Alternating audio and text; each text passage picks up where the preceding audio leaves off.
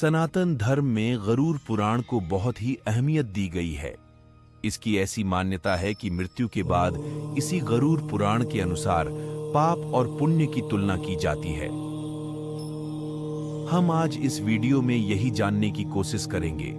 और ये जानने से पहले अगर आपको यह वीडियो पसंद आए तो कृपया इस वीडियो को लाइक और चैनल को सब्सक्राइब करें। तो चलिए शुरू करते हैं। गरुड़ पुराण में आत्मा की यमलोक यात्रा के बारे में बताया गया है। इसमें बताया गया है कि मृत्यु के बाद जीवात्मा को उसके कर्मों के अनुसार ही स्वर्ग या नरक लोक की प्राप्ति होती है। गीता में मृत्यु के बारे में कहा गया है कि आत्मा का कोई विनाश नहीं कर सकता है। आत्मा अजर और अमर है।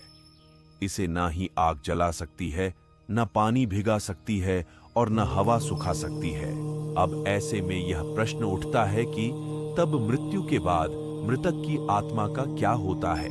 इस प्रश्न का सटीक उत्तर आपको वैष्णव संप्रदाय से संबंधित ग्रंथ और 18 महापुराणों में एक गरुड़ पुराण में मिलेगा।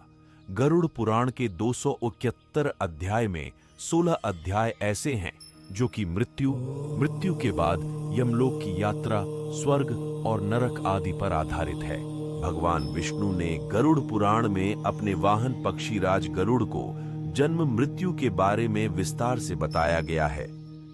इसके अनुसार मृत्यु के बाद जीवात्मा को नरक का कष्ट भोगना पड़ेगा या स्वर्ग की प्राप्ति होगी, यह व्यक्ति द्वारा जीवन में किए गए कर्मों पर आधारित होता है। मृत्यु के बाद होता है पाप पुण्य का हिसाब किताब। गरुड़ पुराण में बताया गया है कि मृत्यु के बाद जीवात्मा को विभिन्न मार्गों से होकर गुजरना पड़ता है, जहां उसके पाप पुण्य का हिसाब किताब होता है। इसके बाद ही आत्मा आगे का सफर तय करती है। इसमें यह भी बताया गया है कि मृत्यु के कुछ समय पहले व्यक्ति की आवाज बंद हो जाती है, शरीर की सभी इंद्रियां काम करना बंद कर देती है और व्यक्ति को जीवन के आखिरी क्षण में परमात्मा द्वारा दिव्य दृष्टि प्राप्त होती है। इसके बाद ही आत्मा शरीर का त्याग करती है। फिर यमराज के 2 यमदूत आते हैं और आत्मा को यमलोक ले जाते हैं।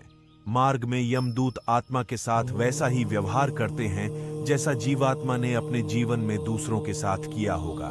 मृत्यु के बाद 3 मार्गों से गुजरती है जीवात्मा। गरुड़ पुराण ग्रंथ में यह भी बताया गया है कि मृत्यु के बाद आत्मा को 3 मार्गों से गुजरना पड़ता है। इसमें पहला अर्ची मार्ग, दूसरा धूम मार्ग और तीसरा उत्पत्ति विनाश मार्ग होता है। इसमें पहला मार्ग में देवलोक और ब्रह्मालोक के लिए होता है, जो कि सर्वोच्च होता है। इसमें मरने के बाद ऐसे लोग जाते हैं जिन्होंने अपने जीवन में केवल अच्छे कर्म ही किए हों और पापों से दूर रहा हो। धूम मार्ग की यात्रा को पितृलोक की यात्रा कहा जाता है। वहीं तीसरे मार्ग की उत्पत्ति बहुत ही विनाशकारी मार्ग होती है। यह नरक की यात्रा होती है और इसमें जीवात्मा को बहुत कष्ट झेलने पड़ते हैं।